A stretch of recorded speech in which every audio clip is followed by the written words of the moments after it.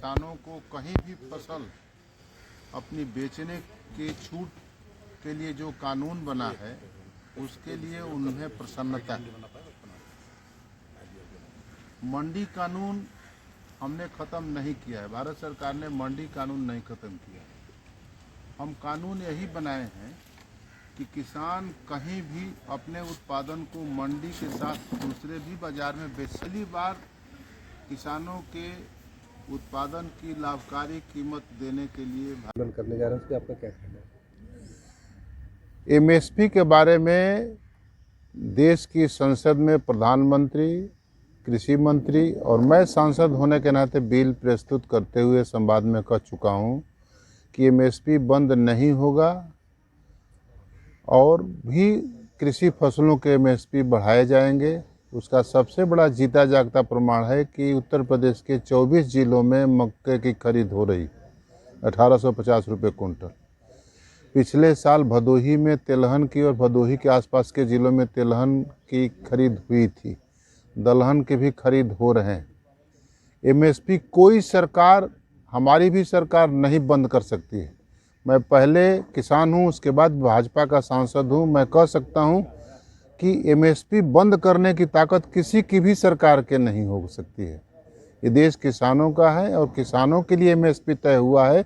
MSP तो हमारे प्रधानमंत्री नरेंद्र भाई ने बढ़ाया है।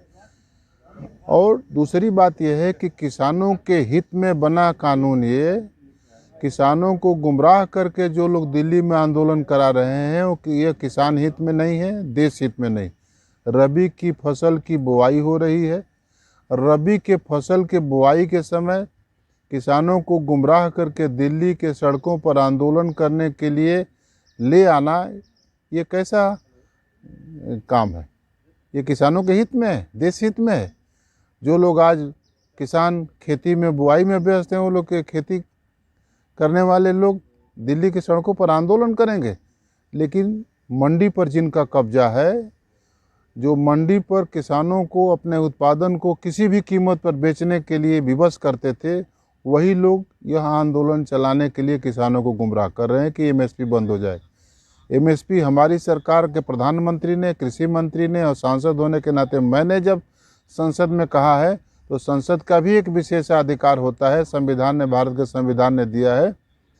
उस विशेषाधिकार का ध्यान करते हुए उन लोगों को जान लेना चाहिए कि संसद में जो झूठ बोलता है वो दंडित होता है। संसद का ये कानून कहता है। अच्छा, मुकेश अंबानी और अडानी को लेकर लोग कह रहे हैं कि ये बिल जो है उनको फ़ायदा पहुंचाने के लिए बनाई गई है, जिससे बहुराष्ट्रीय कंपनियां अपने सपने सामान आसानी से बेच सकें, जो है खरीद कर सकें, किसानों को दबा सकें। मुकेश अंबानी और अडानी आज नहीं हुए हैं समृद्ध, और ऐसा भी नहीं है कि नरेंद्र भाई प्रधानमंत्री हुए तब से समृद्ध हो गए हैं। और देश में कोई समृद्ध हो जाता है उसको देश से बाहर कैसे कर देंगे? अगर अडानी और अंबानी समृद्ध हो गए हैं तो देश से बाहर कौन करेगा और कैसे करेगा और क्यों करेगा? दूसरी बात है कि किसानों के उत्पादन को जो खरीदता है, चाहे सरकार खरीदते हैं चाहे कोई पैसे वाला खरीदता है, बिना पैसे वाला कोई उत्पादन को नहीं खरीदने वाला बाजार में होता है। पैसा जिसके पास होता है वही खरीदता है। तो हम ये जब कहते हैं कि कृषि के उत्पादन को सरकारी मूल्य पर खरीदना ही पड़ेगा, तो आज जब सरकारी अधिकारी और कर्मचारी सरकारी मूल्य से कम पर खरीदते हैं तो दंडित होते हैं, तो कोई खरीदेगा तो उस पर दंडित होगा। उसके लिए भी वही कानून काम करेगा। सर ये बताइए, किसान की योजनाएं किसान तक किस प्रकार पहुँचे? किसान की योजनाओं को किसान तक पहुंचाने के लिए उपाय है शासन, प्रशासन और समाज। शासन से संबंधित जनप्रतिनिधियों को, प्रशासन को योजनाओं की जानकारी देकर किसान को लाभार्थी बनाना चाहिए। और मैं जनप्रतिनिधि होने के नाते इस काम को बखूबी